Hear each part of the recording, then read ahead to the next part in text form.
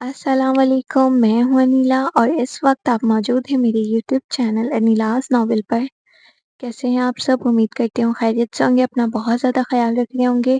تو جناب آج میں حاضر ہوں ناگولی کی قسط نمبر 16 کے ساتھ، تو جلدی جلدی میرے چینل کو سبسکرائب کر لیں، بیل آئیکن کے بٹن کو لازمی پریس کریں تاکہ میری ہر آنے والی ویڈیو آپ کو بھر وقت مل سکے۔ میری ناول آپ لوگوں کو کیسی لگتی ہے اپنی رائے کا اظہار کامنٹ سیکشن میں ضرور دیا کریں، مجھے بتایا کریں تاکہ مجھے موٹیویشن مل سکے۔ آپ لوگوں کا پیار اور توجہ ہی میرے لیے سب سے بڑا سپورٹ ہے، تو مجھے سپورٹ کریں کیونکہ مجھے آپ لوگوں کے سپورٹ کی بہت زیادہ ضرورت ہے۔ زیادہ ٹائم ضائع کیے بغیر چلتے ہیں اپنی ناول کی طرف۔ آہل زرک آنکھیں موندے گہری سوچ میں ڈوبا، ہاتھ میں وہی پائل تھامے کھڑکی کے پاس کھڑا تھا کہ اچانک چھن چھن چھن،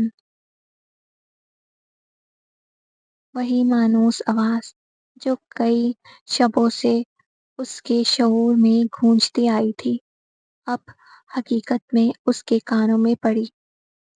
اس نے چونک کر آنکھیں کھولی، نظریں کھڑکی سے باہر دوڑائیں، اور پھر دھند سی رات میں باغیچے کے نرم سبز فرش پر وہی حسین قدم جن میں سنہری پائل بندھی تھی، گلابی روشنی سے جھلکتے آہستہ آہستہ آگے بڑھتے نظر آئے۔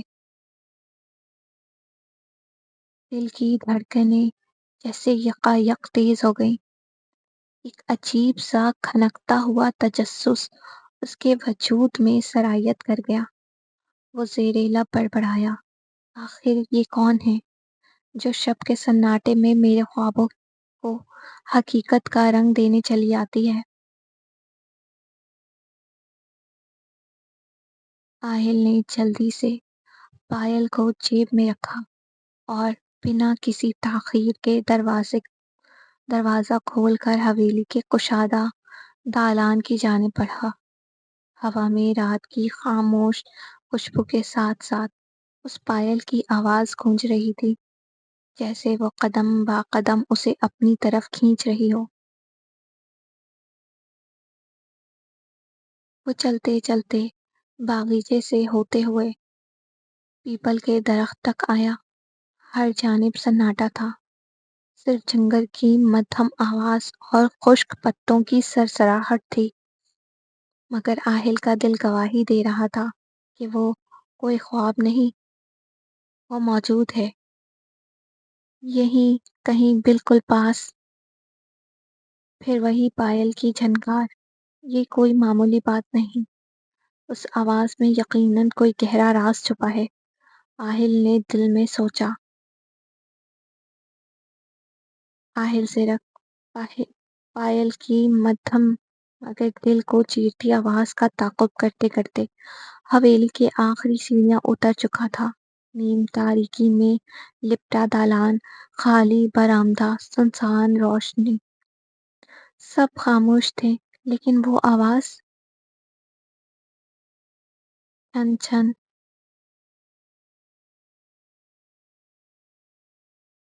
جیسے اس کے حواسوں پر چھا چکی تھی۔ قدم خود بخود اٹھتے جا رہے تھے، دل کی دھڑکن کسی انجانی آہٹ سے ہم آہنگ ہو چکی تھی، اس کے ارد گرد کی دنیا معدوم ہو چکی تھی اور شعور بس ایک ہی سمت کھینچا چلا جا رہا تھا، اس پراسرار پائل کی جانب۔ کب وہ حویلی کے حدود سے باہر نکلا، کب اس کے نرم چمڑے کے سیاہ چمکدار جوتے کچے راستے پر چل پڑے، کب درختوں کا گھنا سایہ اس پر چھا گیا، اسے احساس تک نہ ہوا۔ اب وہ جنگل کے سنسان راستے پر تھا، جھاڑیوں کی سرسراہٹ، دور الو کی آواز اور شبنمی ہوا کی خنکی میں وہی نسوانی جھنکار، چھن چھن۔ یہ میں کہاں آ گیا ہوں؟ اس نے ایک لمحے کو رک کر چاروں اطراف ایک جانچتی نگاہ ڈالی، لیکن پھر فوراً جیسے آواز نے اسے پکارا، چھن چھن، وہ پھر آگے بڑھ گیا۔ چاند کی زرد روشنی درختوں سے چھن کر زمین پر جادوئی پیٹرن بناتی جا رہی تھی، اور آہل ان سب سے بے نیاز صرف ایک آواز کا اسیر جنگل کے اس حصے میں داخل ہو چکا تھا جہاں کبھی کوئی نہ جاتا تھا، وہ شاید جہاں سے کبھی کوئی انسان لوٹ کر نہیں آتا۔ وہ نیم تاریک جنگل کے بیچوں بیچ گھنے پیڑوں کی اوٹ میں کھڑا تھا، سرد ہوا کا جھونکا درختوں پر پتوں کو چیرتا ہوا گزرتا، اور وہی آشنا پائل کی جھنکار اس کے دل میں بجنے لگی۔ آہل زرک کی سانسیں رک سی گئی تھی، آنکھیں ایک سمت جمی ہوئی تھی، جب یکایک کسی نے ہولے سے اس کے کندھے پر ہاتھ رکھا۔ وہ چونک کر مڑا، اور وقت جیسے ٹھہر سا گیا۔ اس کے سامنے ایک حسن کا مجسمہ کھڑا تھا، چاندنی کی دودھیا روشنی میں نہایا، سفید چمکدار بے داغی رنگت، کمر تک بکھرے گہرے سیاہ بال جن میں ستاروں سی چمک تھی، بڑی بولتی جھیل سی سنہری آنکھیں جن میں صدیوں کی کہانیاں چھپی تھیں، اور لب جیسے کسی شاعر نے اپنی غزل کی آخری لائن ان پر تمام کی ہوں۔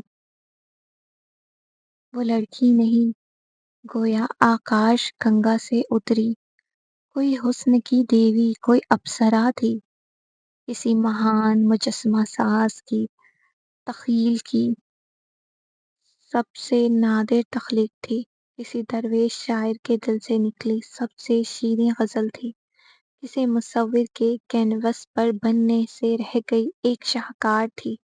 وہ صرف حسین نہیں تھی، حسن کی تشریح تھی، وہ روپوان تھی، وہ روپ متی تھی، سراب سی نرگسوں کی مہک۔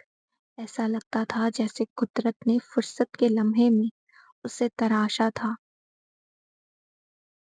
آہل زرک اسے دیکھ کر گویا حواس باختہ ہو گیا، اس کی پلکیں جیسے جھپکنا بھول گئیں، لب ساکت، وجود منجمد، وہ بس اس روپ دھنوان کو دیکھے جا رہا تھا۔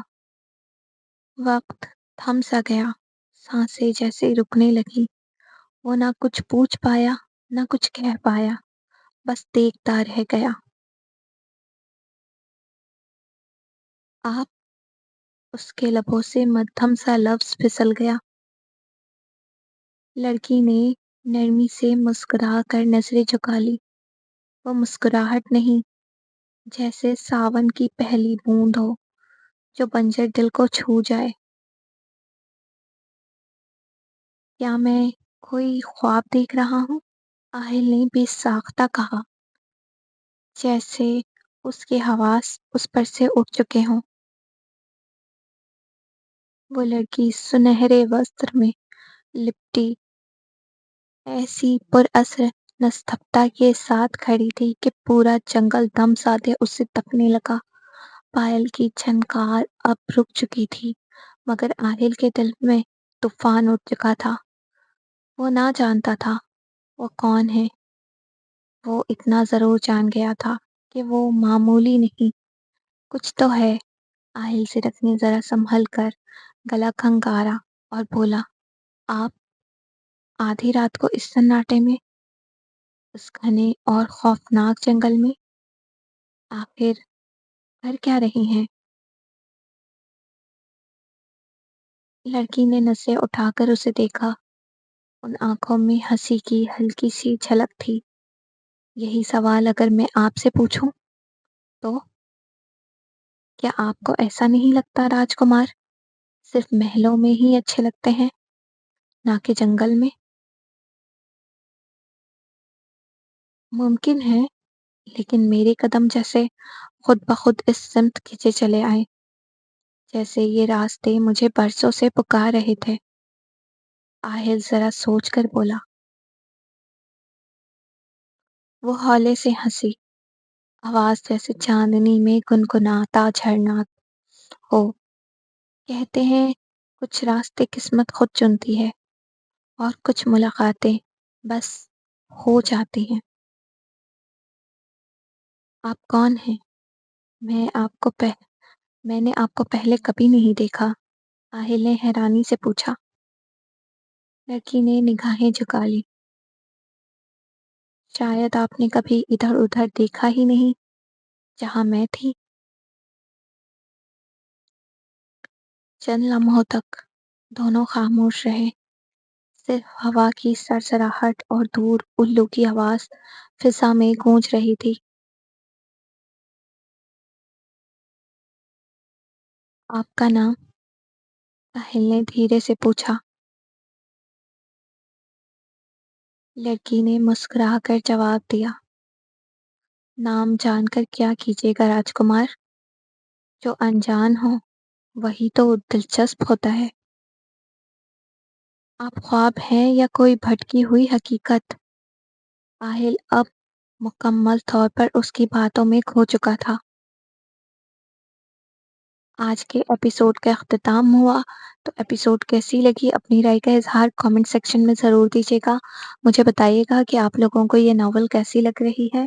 میرے ناول ویڈیو کے لنکس اور چینل کے لنکس کو اپنے دوستوں اور پیاروں میں شیئر کریں تاکہ میرے سبسکرائبرز بڑھ سکیں، ویوز بڑھ سکیں۔ مجھے آپ لوگوں کے سپورٹ کی بہت زیادہ ضرورت ہے، تو پلیز مجھے سپورٹ کریں۔